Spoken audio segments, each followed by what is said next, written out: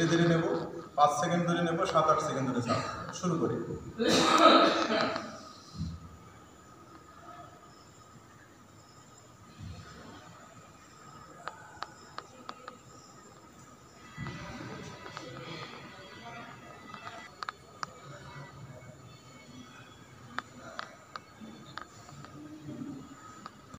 Doctor বলেছে গা ঘামাতে, ডাক্তার বলেছে হাঁটতে, ডাক্তার বলেছে ডাক্তার বলেছে ঘেমে গোসল করতে।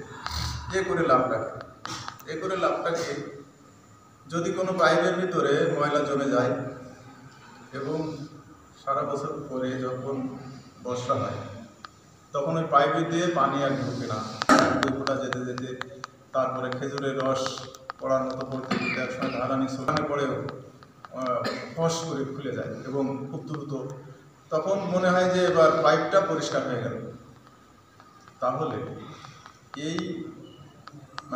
এই যে ভস্ত্রিকা প্রাণায়ামটা, এই ভস্ত্রিকা প্রাণায়ামটাও একই। আপনার হার্টে যে আটারিগুলো আছে, আটারিগুলোতে যখন আপনি ধীরে ধীরে ধীরে ধীরে নেবেন, এই যে আমাদের শরীরটা প্রচণ্ড হিট হয়ে গেছে, আস্তে আস্তে ওখান থেকে চর্বি পড়তে পড়তে ঠিক এইভাবে এটা পরিষ্কার হবে। তাই তো ভস্ত্রিকা। এটা তো কথা চড়ক সংহিতা চড়কের কথা। 606 খ্রিস্টাব্দ থেকে ডায়াগনোসিস চলে আসতেছে এই ভস্ত্রিকা প্রাণায়াম।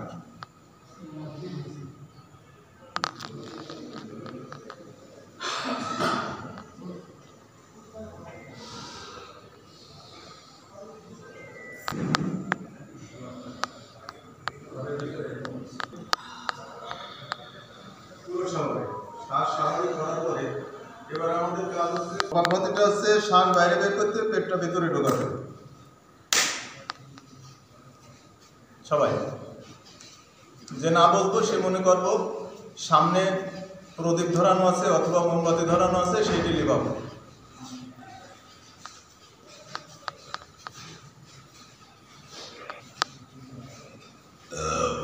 যাদের হার্টের আটারের সমস্যা আছে সেটি খুলে যায়, যাদের সিওপিডি আছে তাদের ঠিক হয়ে যায়, যাদের লাঙের শত শত হাজার হাজার ছিদ্র আছে ওইটাকে পরিষ্কার করার জন্য খুবই ভালো একটা ব্যায়াম, সময় তাদের জন্য খুব ভালো ব্যায়াম।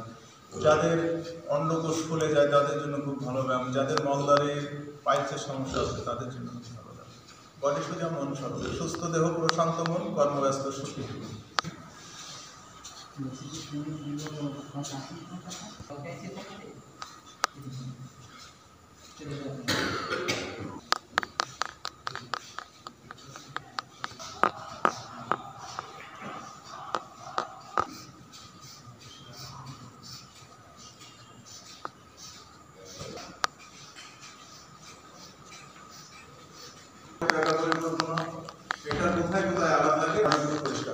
যখন জোরে আঘাত করছেন তখন লিভারে লাগছে, লিভারের চর্বিটা ফুয়ে যাচ্ছে।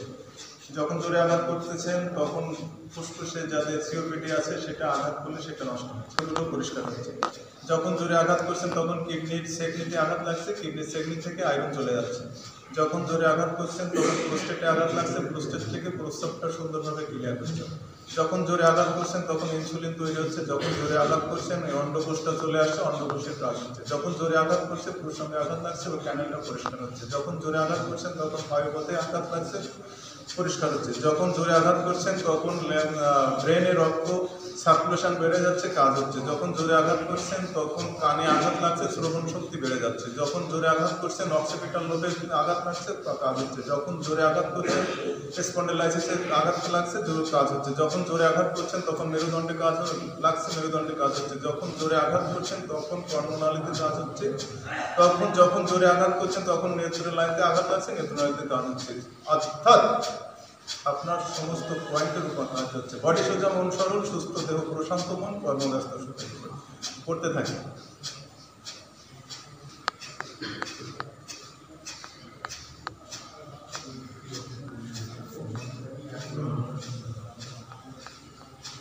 পরিশ্রম 3 ঘন্টা সুস্থ। যারা একদিন এসে বলেন যে গায়ে ব্যথা হয় ওখানে আর যাবো না, আপনাদের ধন্যবাদ, কিন্তু কষ্ট করতে হবে। পরিশ্রম সৌভাগ্যের একটা চাবি এবং নিজেকে সুস্থ রাখার একটা রাস্তা। কিছু সময় থেমে যাওয়ার আমরা পেটটা পিঠি লাগিয়ে দেবো। একদম পেট সামনে থাকবে না, পেট পিছনে।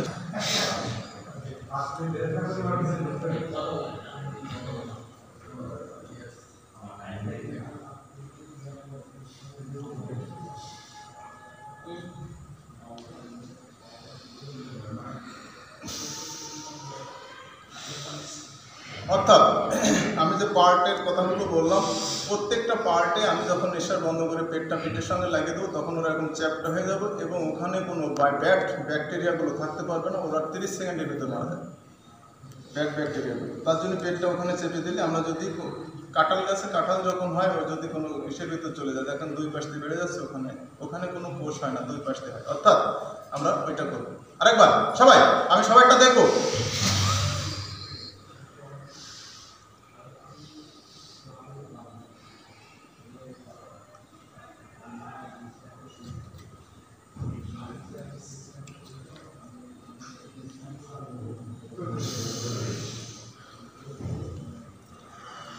থেমে যাব। এবার হচ্ছে আমরা অনুলোম বিলোম করব। অনুলোম বিলোম করার সময় আমরা বুড়ো আঙুল দিয়ে নেব, রিং ফিঙ্গার দিয়ে বাম পাশেরটা চেপে ধরবো, ছাড়বো, আবার বাম পাশ দিয়ে নেব, বুড়ো আঙুলে চেপে ধরবো, ছাড়বো।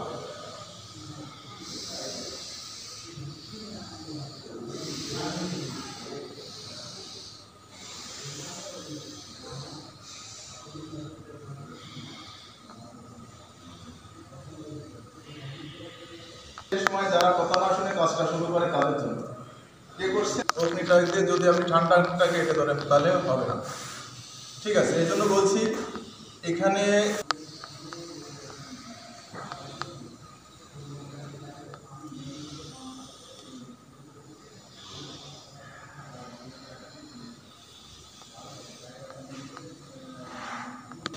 অদ্ভুত কেন অদ্ভুত সেটা হচ্ছে, আমি যদি বেশি সময় ধরে অক্সিজেন নিই, তাহলে আমার কোনায় পৌঁছে যাচ্ছে, পৌঁছে যাচ্ছে। আমি যে কপালভাতি করছি আর এটা করলে 2 + 2 + 2 = 5 হয়ে যায়।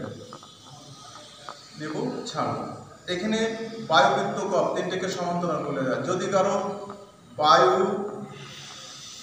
সমান্তরাল না থাকে, তাহলে তার পেটে 28টা রোগ হয়, 48টা রোগ হয়। সেই যে কোনো একটা রোগ তার হতে পারে, গ্যাস হতে পারে, আলসার হতে পারে, অন্য কোনো কিছু হতে পারে, পাথর হতে পারে। যদি তার কফ সমান্তরাল না থাকে, তাহলে এই নাভির বুক থেকে গলা পর্যন্ত 28টা রোগ হতে পারে। সিওপিডি হতে পারে, হার্টের সমস্যা হতে পারে, তার কফ হতে পারে, কাশি হতে পারে, লাঙের সমস্যা হতে পারে, ফুসফুসের সমস্যা হতে পারে, এগুলো হতে পারে। তার জন্য এটাকে সমান্তরাল করে। বাত, যেটা মাজার থেকে পা পর্যন্ত হয়, 84 প্রকার বাত আছে, সেটা যদি সমান্তরাল না থাকে, যে কোনো জায়গায় যে কোনোভাবে ব্যথা হতে পারে। অর্থাৎ অনুলোম বিলোম বায়ুবৃত্ত কফকে সমান্তরাল করে। তাই তো বডি সোজা করে আমাদের এটা সুন্দরভাবে করা উচিত। আর এটা করার সময় অবশ্যই নিঃশ্বাসটাকে একদম একনিষ্ঠা করে রাখতে হবে। আমরা যখন স্বাভাবিক থাকি তখন নিঃশ্বাস সারিকতা বুঝতে পারি না। ঠিক আমরা যখন অনুলোম বিলোম করবো, তখন আমরা বুঝতে পারবো না যে আমরা নিঃশ্বাস নিচ্ছি।